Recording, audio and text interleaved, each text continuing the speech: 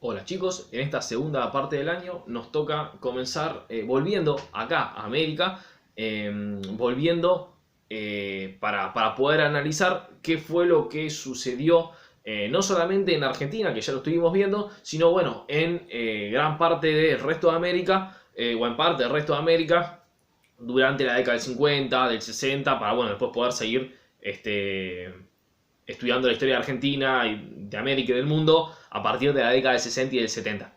Eh, para comenzar, me gustaría retomar, para no empezar con algo tan complejo o algo que comience desde cero, sino volver con ciertas nociones que ya las estuvimos trabajando previamente para que funcione como una especie de repaso, pero agregando conceptos también más importantes, más explicativos y muy importantes, no solamente para comprender ese momento, sino para poder entender un poquito mejor también la realidad actual, qué es lo que está pasando, o mejor dicho, qué es lo que puede llegar a pasar en esta nueva normalidad que va a venir. Entonces, para empezar en este momento, me gustaría estudiar un poquitito qué fue lo que sucedió con lo que se conoce como el boom del estado de bienestar en Occidente, principalmente para la parte americana. Vamos a comenzar por Estados Unidos en la década del 50 y la década del 60. Recuerden, ya estuvimos analizando, bueno, ustedes lo vieron el año pasado, pero lo vimos al principio de año, qué es lo que significa este estado de bienestar. Un estado de bienestar es cuando el Estado interviene en la economía, el Estado invierte dinero, invierte recursos para empezar a reactivar la economía. Esto tuvo su principal o su primer irrupción en la historia después de la crisis de 29, en épocas de crisis donde la economía bajó muchísimo, cosa que estaba pasando hoy en día, no solamente de Argentina, sino todo el mundo. Por eso es muy importante estudiar qué significan estas cuestiones. Bueno, el Estado empezó a generar, empezó a introducirse en la economía, empezó a estimular la economía para que se pueda empezar a reactivar toda esta cuestión económica. Pero, ¿qué significa esto? Que son las dos preguntas que vamos a apuntar ahora. ¿Qué significa esto? ¿De qué manera? ¿Por qué sucede esto? Y lo más importante, lo que más nos preocupa a nosotros, y de qué manera me influye a mí como simple ser humano, como simple mortal de esta sociedad. Bueno, empecemos respondiendo la primera. Como ustedes saben, y si no lo saben, lo aprendemos ahora, para eso estamos acá.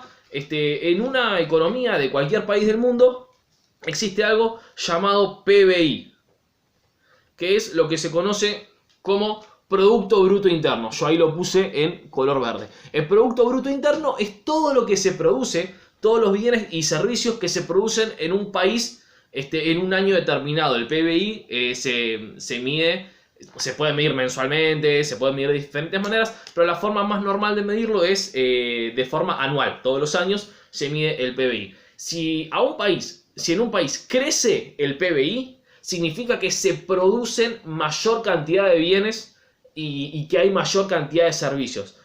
Por ejemplo, para hacer el ejemplo más simple y más básico que pueda haber, si una fábrica de zapatos el año pasado produjo 1000 zapatos y este año produjo 2000 zapatos, significa que el PBI va a crecer, porque hay mayor cantidad de bienes, se produjeron mayor cantidad de bienes. Cuando el PBI crece, significa que la economía está creciendo.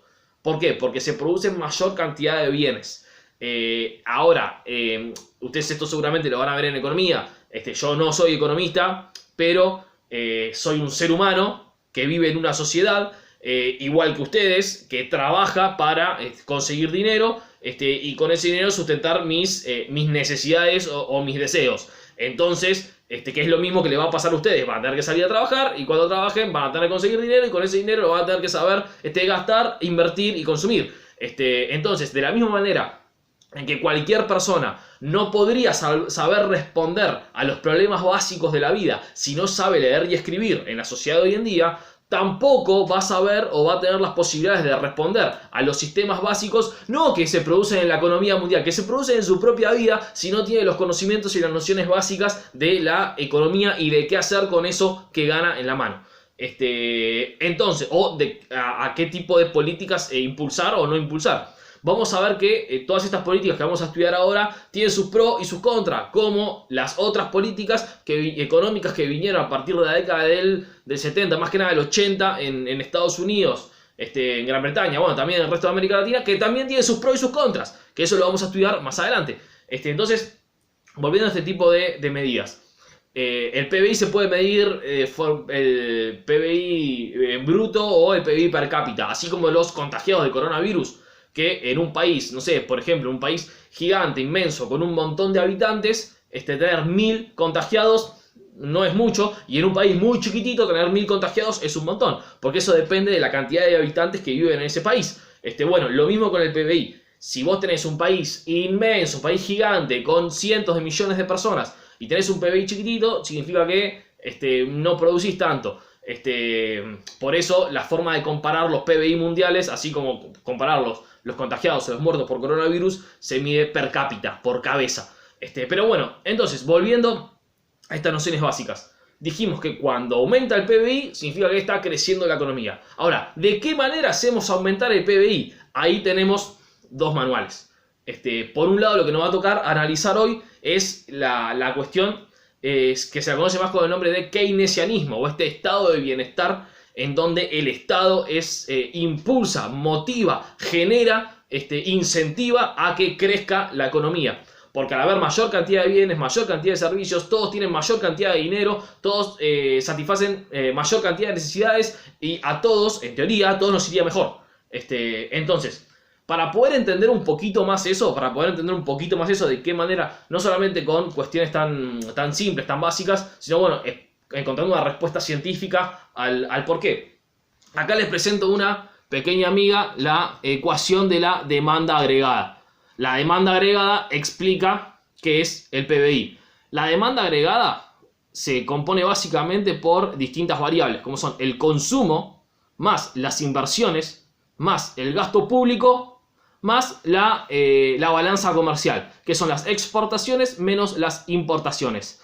Básicamente esto existen matices obviamente, pero si mi demanda agregada sube, significa que el PBI sube también. O sea que se produce mayor cantidad de bienes, mayor cantidad de servicios y en teoría la economía está creciendo. También existe otra realidad que es, bueno, ¿y de qué manera se distribuyen toda esa gran cantidad de aumento económico de bienes y servicios?